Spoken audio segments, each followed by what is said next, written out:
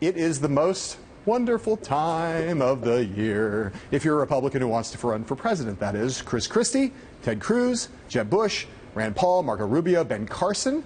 Ben Carson, yes, even Ben Carson.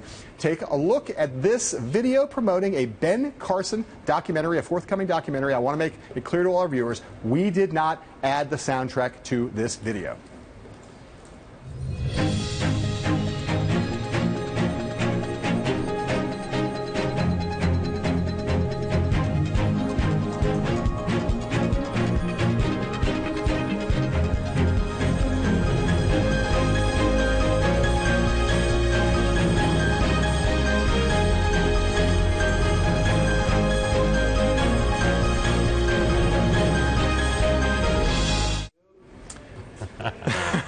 I do like that whole thing. Yes, putting aside all the obvious jokes about flatlining, the question is, which of these potential 2016 presidential candidates is most shrewdly taking advantage of this post-midterm moment? I think two people have done the best for themselves so far. Yeah. Again, it's early, but the momentum matters now.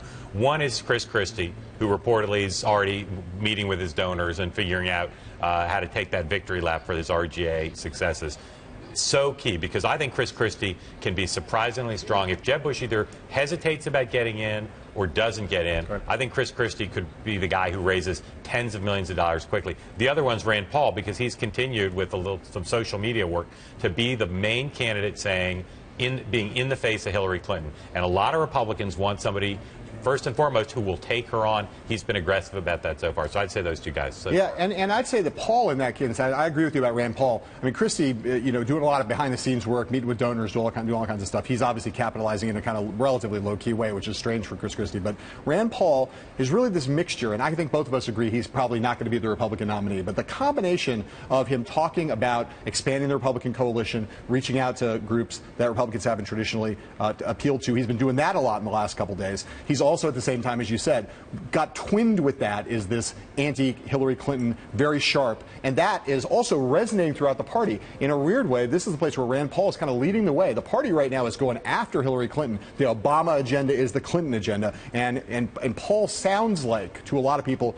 in the business and outside the business, like he's leading that chorus. That's a good place for him to be right now. The person we haven't heard from is Hillary Clinton. Right. It's going to be interesting because Republicans are making a big deal about she campaigned for a lot of people who lost, as did every Democrat. Yeah. But the question is, a lot of Democrats when lost. she comes Very out, few won. She's going to have to enunciate, as President Obama did yesterday, what's her lessons learned publicly from the midterms. It's going to be interesting to see now that she's not out there campaigning for people.